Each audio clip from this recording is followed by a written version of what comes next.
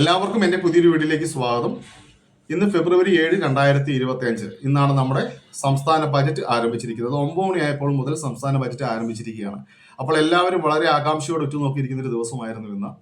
അതിൽ പ്രത്യേകിച്ച് ക്ഷേമ പെൻഷൻ വർധനവും ക്ഷേമ പെൻഷൻ കുടിശ്ശിക മുഴുവൻ കൊടുത്തു തീർക്കുമോ എന്നുള്ള കാര്യങ്ങളാണ് എല്ലാവർക്കും അറിയേണ്ടത്.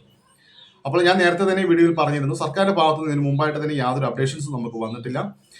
വർധനവിനെ കുറിച്ചും അല്ലെങ്കിൽ കുടിശ്ശിക കൊടുത്തു തീർക്കുന്ന കാര്യത്തെക്കുറിച്ചും സർക്കാരിന്റെ ഭാഗത്തു നിന്ന് ഒന്നും തന്നെയും വന്നിട്ടില്ലായിരുന്നു. നമുക്ക് 2 മാസത്തെ ക്ഷേമ പെൻഷൻ വിതരണം കഴിഞ്ഞ പ്രാവശ്യം നടന്നു.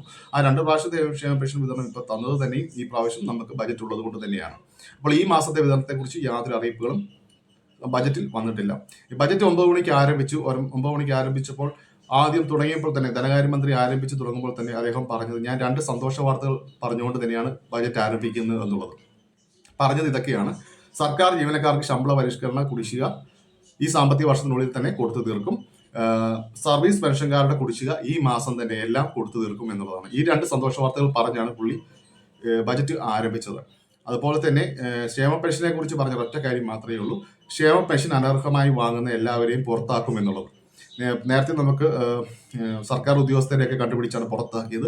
ഇനി ഇപ്പോൾ വരുന്നത് സോഷ്യൽ ഓഡിറ്റിംഗ് നടത്തിക്കൊണ്ട് തന്നെയും ബാക്കിയുള്ള അനർഹരെ എല്ലാവരെയും കണ്ടെത്തി പുറത്താക്കാനുള്ള നടപടികൾ തുടങ്ങാൻ പോകുന്നു എന്നുള്ളൊരു കാര്യമാണ് ബജറ്റിൽ പറഞ്ഞിരിക്കുന്നത്. ക്ഷേമ പെൻഷനെ കുറിച്ച് ഇത്രയും കാര്യം മാത്രമാണ് ഇപ്പോൾ അറിയിച്ചിരിക്കുന്നത്.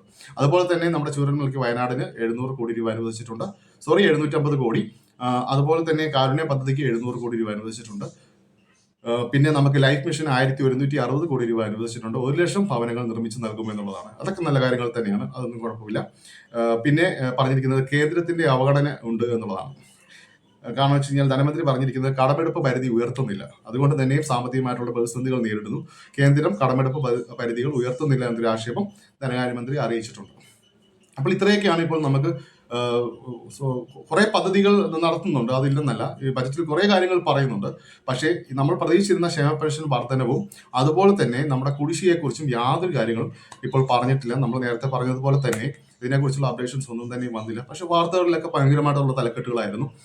1750 ആക്കുന്നു, 1800 ആക്കുന്നു, 2500 ആക്കുന്നു എന്നൊക്കെയുള്ളത്. നമ്മുടെ സർക്കാരിന്റെ സാമ്പത്തിക സ്ഥിതി അനുസരിച്ച് ഇപ്പോൾ ഇതൊന്നും വർദ്ധിപ്പിക്കാനുള്ള യാതൊരു സാധ്യതയും ഞാൻ കണ്ടില്ലായിരുന്നു. എന്തായാലും ഇപ്പോൾ ഇത്രയൊക്കെ തന്നെയാണ് നമുക്ക് വന്നിരിക്കുന്ന അപ്ഡേഷൻ. അപ്പോൾ എൻ്റെ വീഡിയോ ഇഷ്ടമായെങ്കിലും സബ്സ്ക്രൈബ് ചെയ്യാനും ലൈക്ക് ചെയ്യാനും മറക്കരുത്. Thank you.